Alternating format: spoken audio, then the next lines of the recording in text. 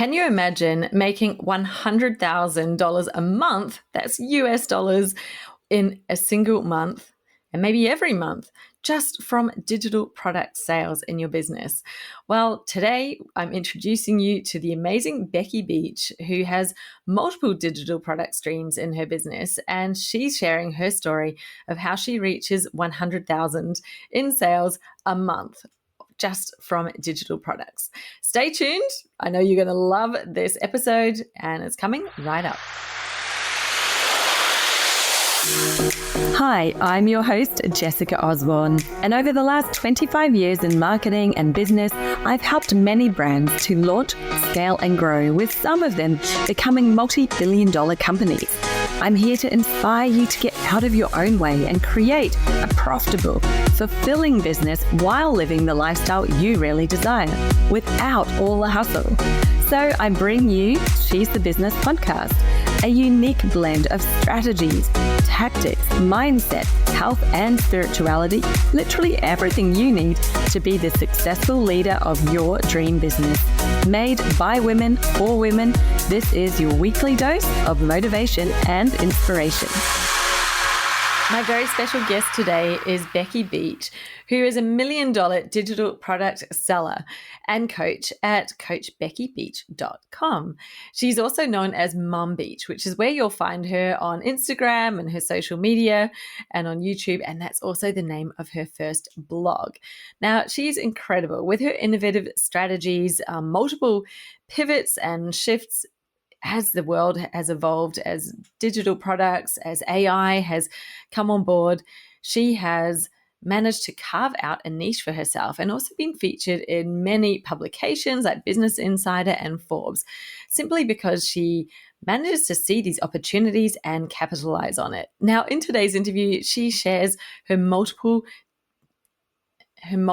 income streams in various places like Etsy, like her own Shopify website, like courses that she sells, all of these different things, and books on Amazon that she has created and that contribute to her amazing 100K a month revenue. So you're going to learn so much from this interview. Becky has a background in IT. She knows the world of AI so well and has really been able to leverage it for her benefit. So discover what is possible for you. What sort of digital products might you be able to add to your business, and how can you make this happen much faster, much easier with the help of AI? Well, Becky has all of that to share with us. She does share that she has her favorite types of AI tools that she's had a lot of success with, and some of them are spreadsheets. So I know that she also has a gift for She's a Business listeners. Listen out for that, where you can learn from Becky how to create tools using AI. And she also has her own course on spreadsheets, how to create AI spreadsheets, which is what she's had so much success with herself. And that link is also in the show notes. So please check those out. But without further ado, listen in and get ready to learn from Becky. Okay, everybody. So I'm here and I have Becky with me here in the studio. Welcome, Becky. Thank you so much for joining us on She's a Business. Oh, thanks so much, Jessica. It's awesome. I can't wait to hear your story and get into all the details of how you went from starting a business to making 100K a month selling digital products. You've clearly got a lot to share with us.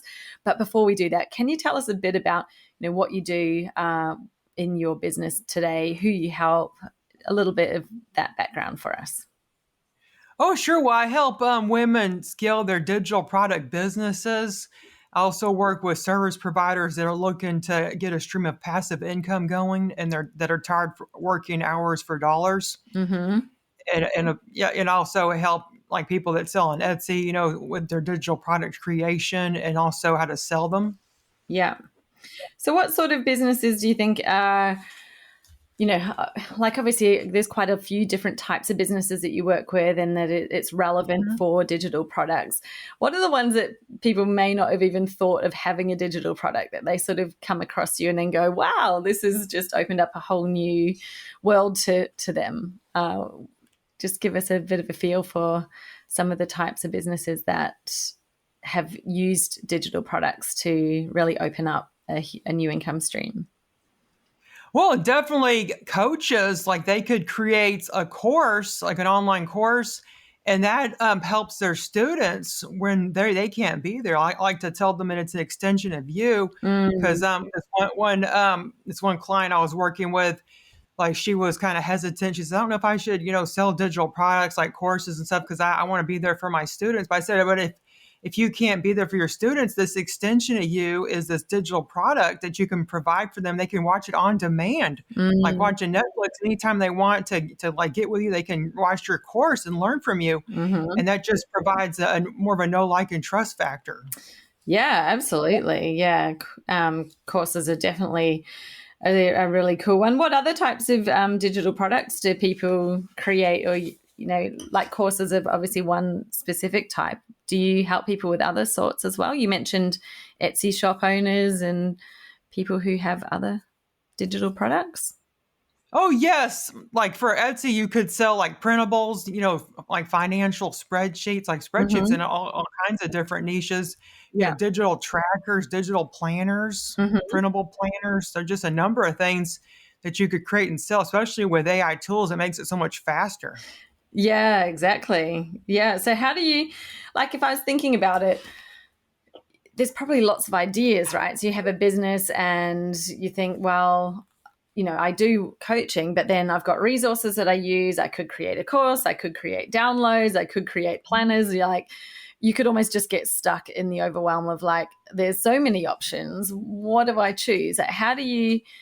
What would be your advice to somebody, or how do you just get started?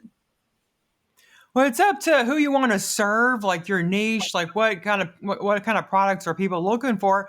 Maybe you could, survey your audience, or even go into like a Facebook group in your niche if you don't have an audience, and kind of test the waters, like ask, like, what are you struggling with? Like just post that and people will respond to you. And whatever struggle they come up with, you can make a product out of that. Because I was a UX designer for like 20 years, and that's how I was able to make products so good for the different companies, because we would actually survey the audience and see what pain points they're having, and then we could go about improving the product and make even more features with what we were making. Yeah, yeah, excellent.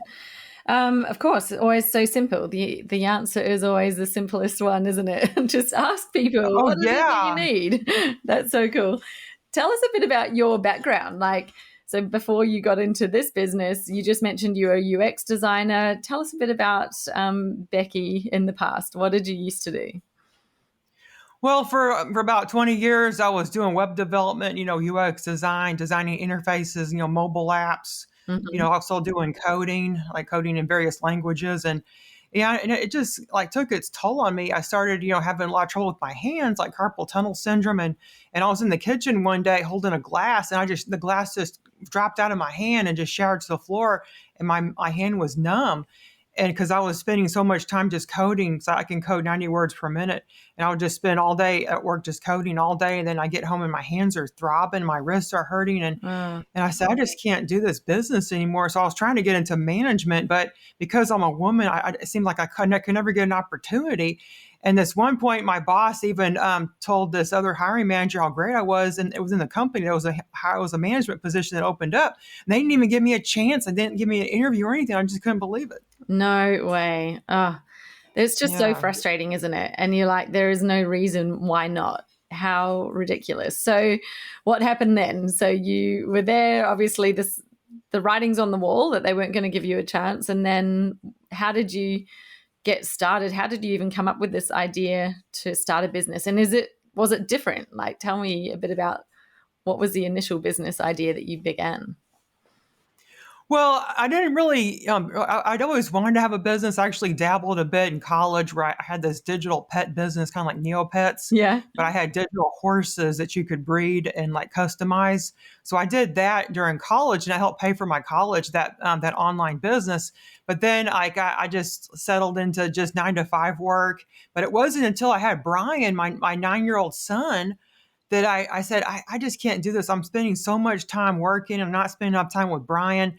Like I'm spending more time with this picture on my desk than I was with him. So I thought there's just got to be a way where I can make money online so I can be flexible and be able to stay home Mm, with Brian. because my husband doesn't make enough to support us. So I have to work too, like in a lot of families. Yeah. So I thought I just got to do something. So I looked online for ways to make money, and I stumbled upon this guy that he said he makes $30,000 a month with his blog. So I thought maybe I could start a blog. So then that night I found the blog called the blog domain Mom Beach. It was available. Mm-hmm. And before it was owned by like a German nightclub. And so isn't that funny? So I get a lot of, so to this day, I still get a lot of Germany people coming to my blog. So the blog is called Mum Beach, and you chose it because that's your name, like. Oh yes, my last name's Beach. Yep. And sorry, I'm losing my You're voice. okay. Grab a drink. Yes, my son, he made me a mom. My last name's Beach, so I thought maybe Mom Beach would be a cute name, and it wasn't taken. It's easy to remember. Mm-hmm. So then I like that night I registered Mom Beach, and then I made my first blog post, which was about what we had for dinner. And I was just kind of casual blogger at first. I wasn't really, I was more doing it as a hobby. I wasn't really trying to learn anything. Like I would look at YouTube videos, wasn't really investing in myself. But then I stumbled upon this really horrible job, and I had this toxic boss, and he would tell me how I wasn't creative enough. I didn't deserve my title. He even told me I was worthless one time. It was like during this one-on-one meeting, he would just break me down, and I'm 6 feet tall, and he made me feel like I was 3 inches tall. Oh my goodness. Yeah. So I knew then I had to get serious with this Mom Beach blog. I knew it was my ticket out of here. Yeah. So how did you turn a blog into a business? Were you monetizing the blog at the time, or did you kind of take it in a different direction then? Well, at first I was more of like a casual hobbyist blogger where I wasn't taking it seriously. But then that day where I ended up crying in the car, sobbing, uncontrollable tears, that was a turning point. I said, I need to get serious about this blog. I just know it's my ticket out of here. There has to be a way. So then I started investing in courses. In my first year, I spent $20,000 in courses, learning how to do marketing and sales, blogging, like Pinterest, Google SEO. Like I knew nothing about that stuff. So I learned it all, and I kind of think of it, as investing in education, because I spent $35,000 to get a graphic design degree, a BFA. So like I look at it as like investing in my blogging education. Yeah, exactly. Yeah. And to answer your question about the money, well, the first month I made just $1.50. And then like I told my friends and family, and they kind of laughed at me saying, oh, you're like, you just got to get serious about your job. You can't focus on this blog. I mean, it's a big waste of time. You're never going to, get anywhere with it. So they're really, being negative to me and kind of giving me nays when I wanted yays. So I just, kept on doing it. Then like a year passed and I still wasn't making much. I was making like $100 a month, and, it wasn't very much. And then I was thinking maybe I should quit. Maybe they're right. This isn't for me. But then I had a turning point. I just felt like, hey, I got to keep doing this. I can't give up now. I know this is a way out of what I'm going through with these awful jobs and these toxic bosses. And, my hands are going to mess up. I can't get to management because I'm a woman, and so I'm in IT, and it's just like women are just like such. There's just so few women in IT, so it's just, and I wasn't, even getting opportunities on the job. My code was being scrutinized before they were pulled into GitHub, and I just felt so bad. So I knew there had to be a way out of there.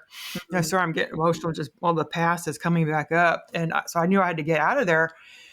So I was really so focused. And then COVID happened, and my blogging content was all work from home opportunities, how to make money online, how to save money. And it just blew up. Oh, wow. And then I got $5,000 that month in ad revenue because I had, over 100,000 page views. Wow. People coming to my blog, and it just skyrocketed. And I got into a really good ad network, and I was even making more money from it. I got into Mediavine, and then my income soared. And then I was only monetizing at the time with ads and affiliates. Mm-hmm. And I thought maybe I should add digital products too. So then I opened up a Shopify store, and I started selling, printables, spreadsheets, courses like workshops for moms.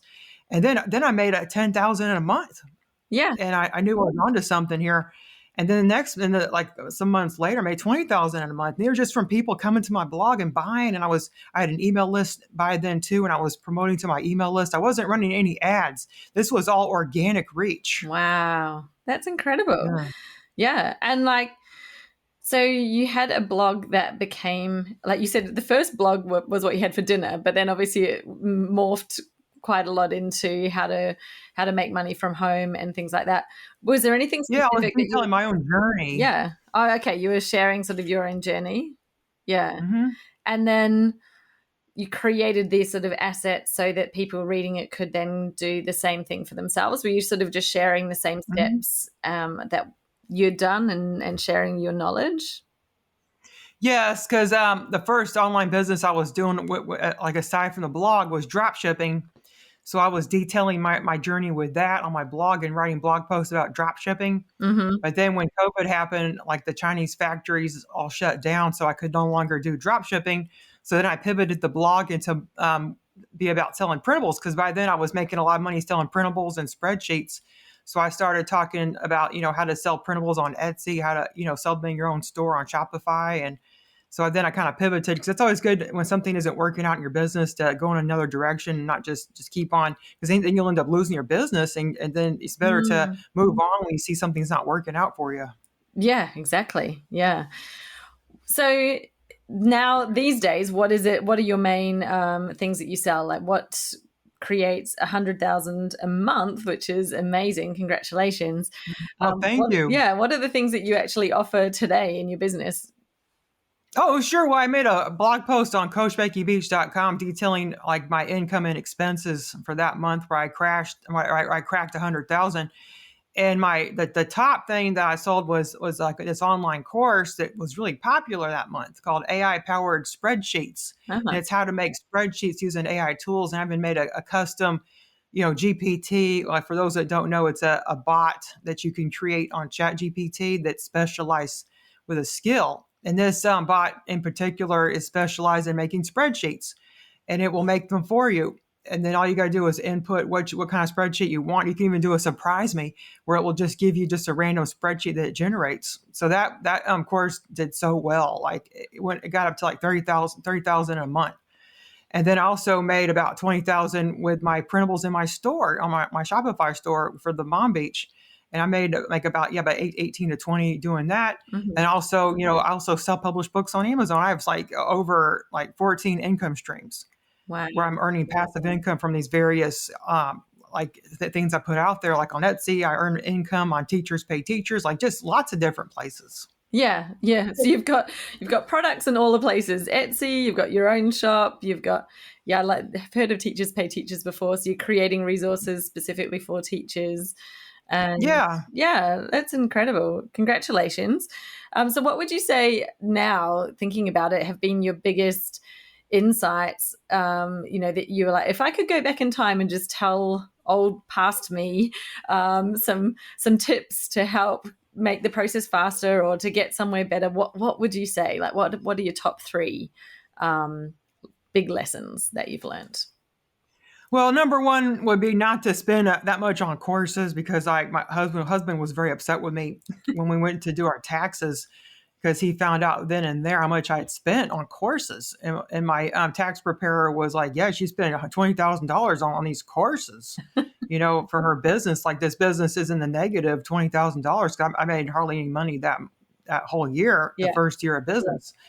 Probably wouldn't have spent that much. Like I was just a kid in a candy store. Like I saw these courses out there with all these skills that I didn't know how to do.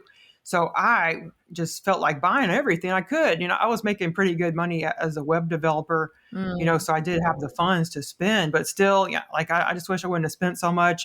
This one course, I spent like $1,000 on it and it was kind of above my head. And I still haven't even finished it to this day. I don't even know if it's still out there, but it was really above my head at the time, and I Mm. was taking all these courses that I thought would help me, but they weren't really geared towards the new people. So that's why I came out with a membership called businessbeachclub.com, where I just have one monthly price and you get access to over 20 of my courses that like teach you just about everything you need to know about having an online digital product business. Mm. Mm.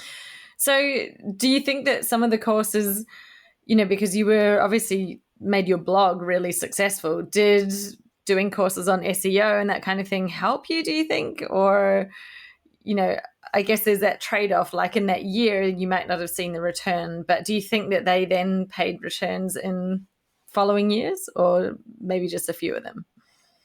Yeah, probably just a few of the courses, end up helping a lot. Like, I think the best SEO course I took was by Mike of Stupid Simple SEO. Like, his SEO course was really good, but now he's going more towards Pinterest, like teaching Pinterest. Now he hasn't, because SEO has really gone down badly because the AI overview and the helpful content update. A lot of people are struggling with SEO, so he's kind of pivoted his business, which I mentioned before. Pivoting is a great way. If you see something's not working out, just go into a different direction. Yeah, yeah, that's so true.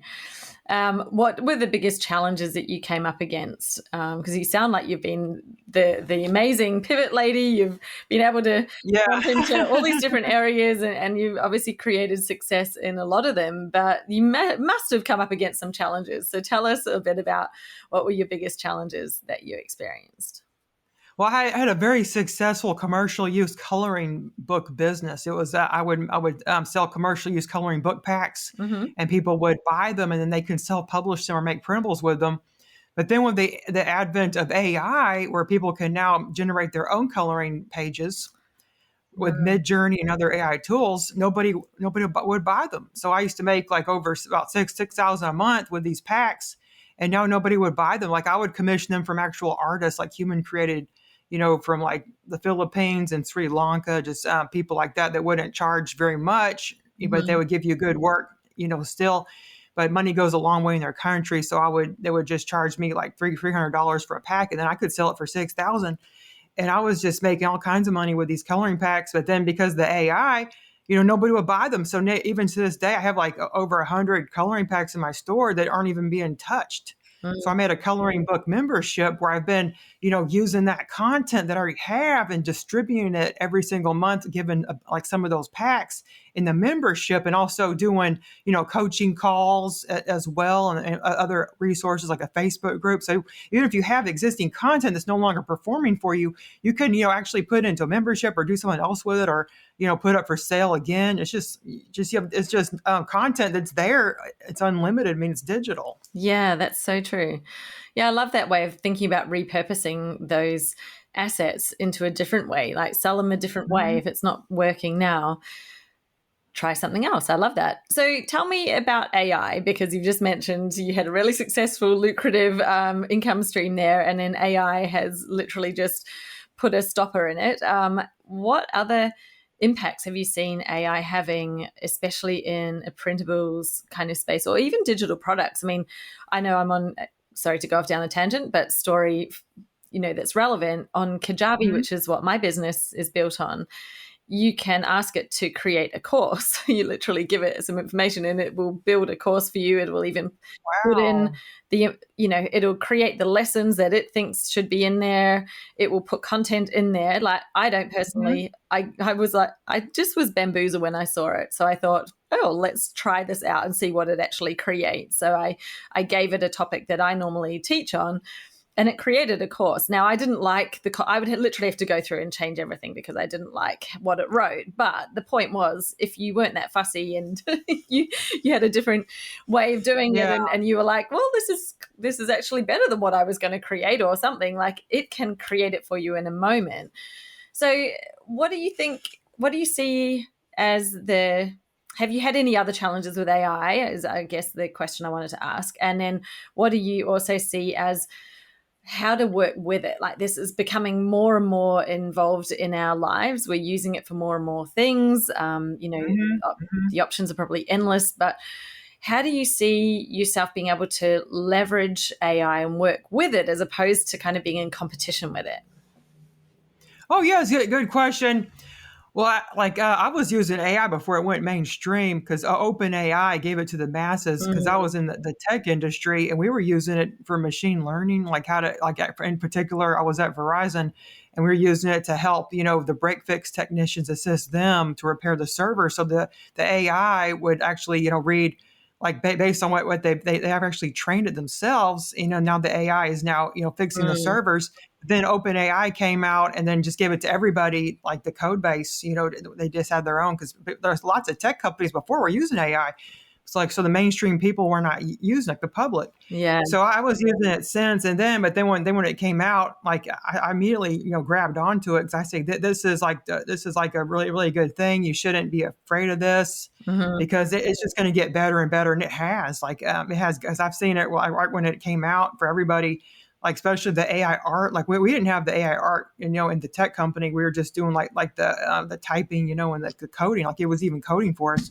So I latched onto it right away, and I started teaching it immediately. Mm. And that's where my income really grew, the teaching of it and the product creation with it. I'll both create the products and then teach myself. Teach people how to make the said products.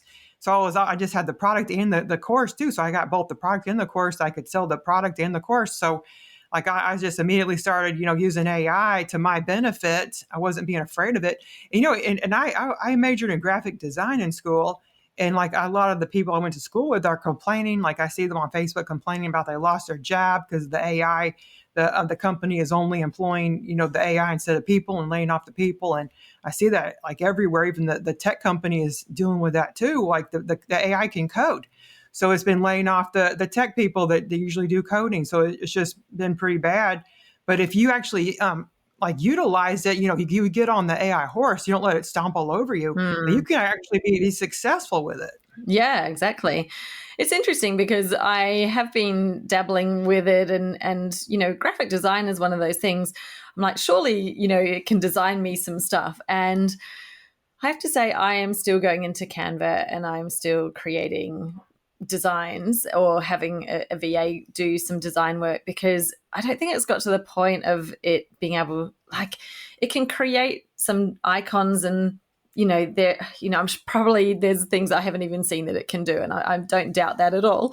But when if I was like, I really want to design a specific thing, I've got it in my mind, I am not seeing it yet doing that. But I think we're probably just on the cusp of it. So at the moment, graphic design for me isn't completely out. So it's interesting that there are a lot of designers feeling like the AI has taken over.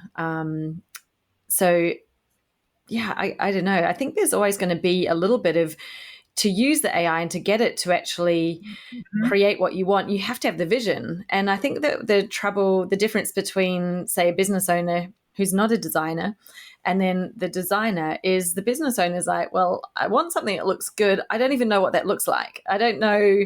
I don't have the vision. Whereas the designer is a person who has that creative vision, right? So even if you end up using AI to do the production, or even maybe 90% of it, do you see that there's still, like, as a designer yourself, do you think that there's still a role for human ideation, and that the directions that you're giving to the AI in the first place in order for it to come up with the thing to do the designs?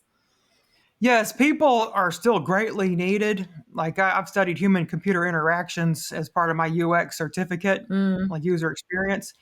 And humans are just, it's like, will always be an integral part of this technology. Like I don't think the AI could ever overrun us.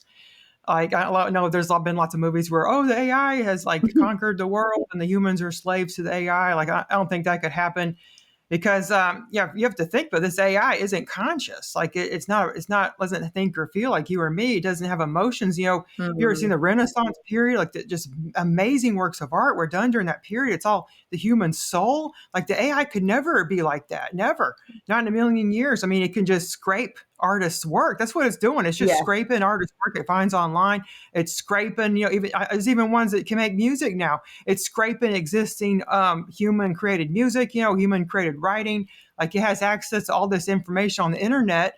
And then when it gives you information, you don't know where it's from. Like that's why it's extremely stupid to use it as a coach. Because I was just having this conversation in my Facebook group, how some people were saying, "Oh, I use AI as a coach." And I said that's extremely stupid, because you don't know where it's getting the information from.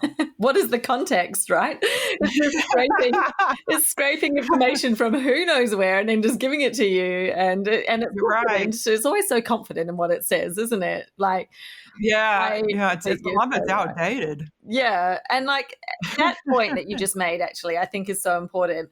It's only taking from what already exists. So humans have created something, put it out there, and it's like scraping artwork, it's scraping designs, or advice or strategies, like anything that it's giving you, it's not creating new thought. It's just amalgamating what it's found and giving it to you, right? So Right. I think that to me is the difference. It's like if humans stop thinking for ourselves, we stop that creation, then we are literally going to grind to a halt. We're just going to keep regurgitating the same thing over and over and over again. The more that we just use AI, it's just like the same stuff being reworked and reworked and reworked until we're all just the same. Like, if we take that to an extreme level, like it'll be ridiculous. Mhm. Whereas you think, to bring an example, I guess everybody knows, they've had a few different things, but I know that Steve Jobs, when they bought out the iPhone, he's like, if I'd asked, or was it the iPod?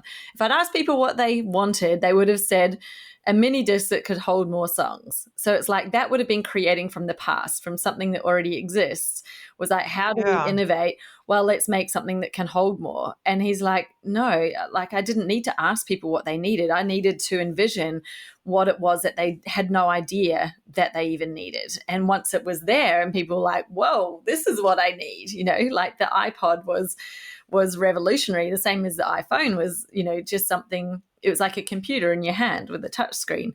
So you think Yeah. if you'd asked people, or what AI is doing is like giving you answers based on what already exists. So you're just going to get a slightly better version of what's already out there. And it'll end up being fairly average. Whereas I think what humans have is this ability to see forward, to create something that doesn't exist yet. And that's where I think we need to leverage our human ability, right, to actually move Mhm. forward and create forward. But Yeah, excellent point there. yeah. So tell me, what is it that you see happening next? Like, give me your insight into the future. Like, what sort of digital products do you think are going to be taking off more than ever? Obviously taking into account AI and what it is going to be providing us with, which is a lot of cool stuff. But what do you think are the things people are going to be seeking and that we as humans would still be creating for them as a product?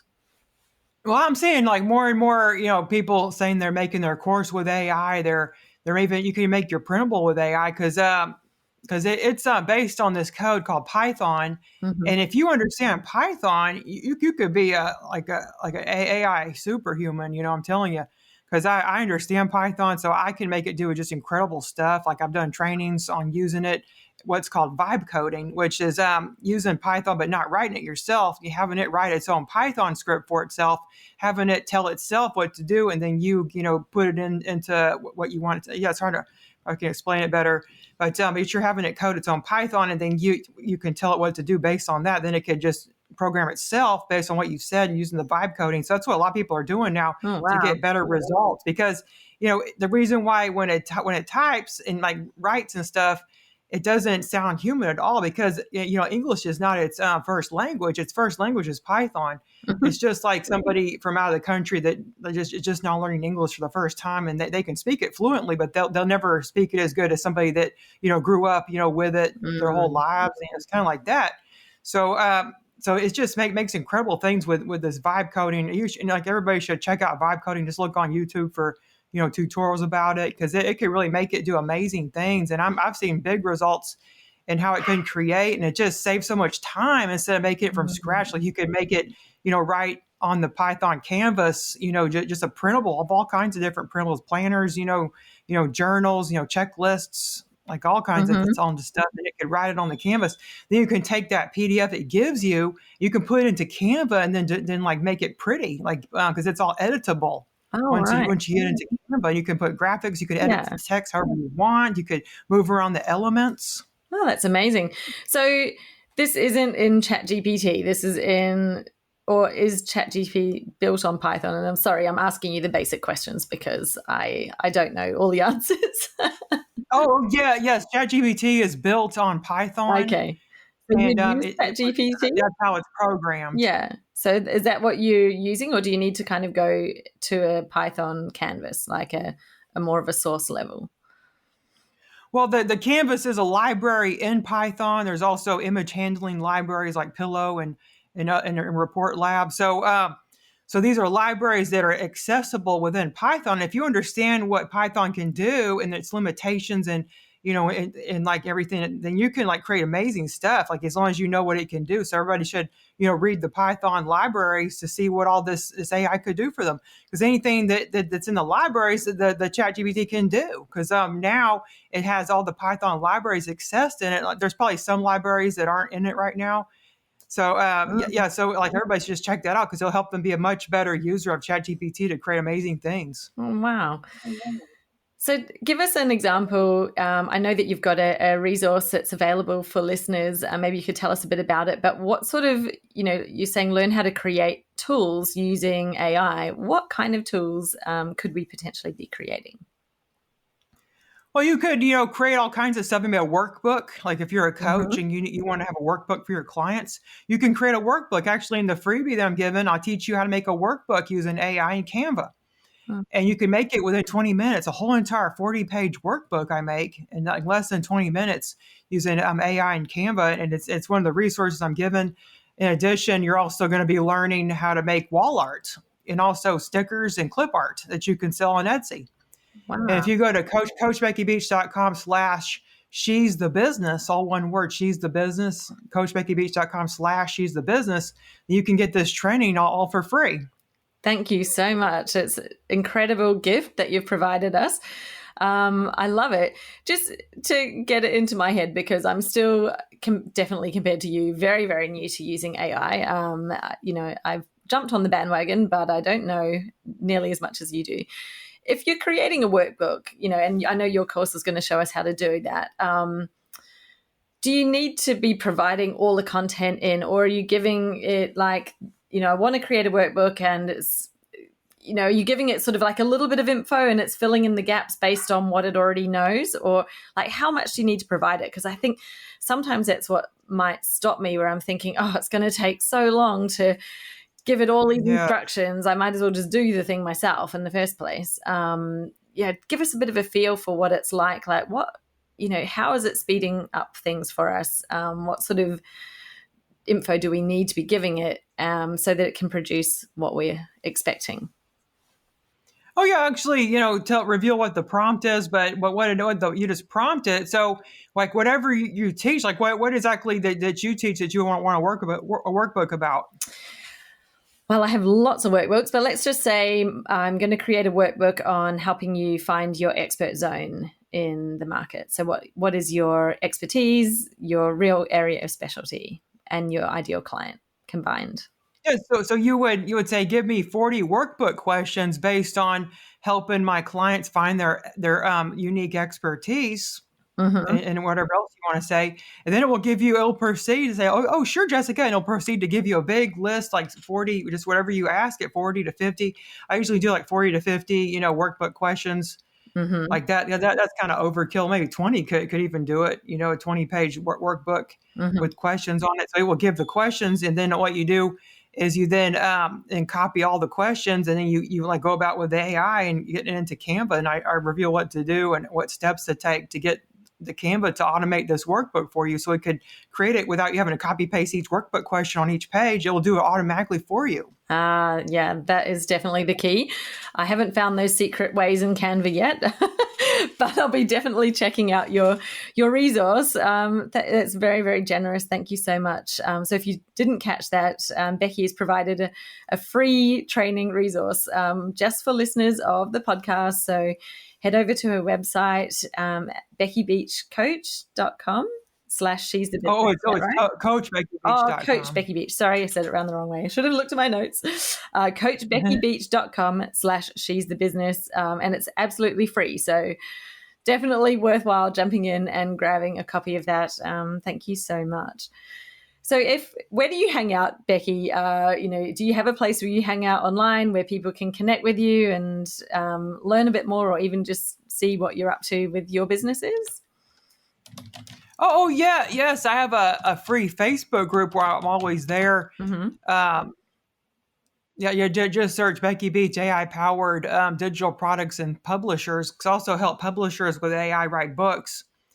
So you can find all that. Just go to that Facebook group and just search for Becky Beach AI powered digital products and publishers group. And there you can find me on Instagram. My Instagram is the Mom Beach. I'm on Twitter, the Mom Beach too. Like that's my handle for a lot of sites. Like on YouTube, I have a YouTube channel, 2 YouTube channels, like one for my podcast and then one for my Canva tutorials.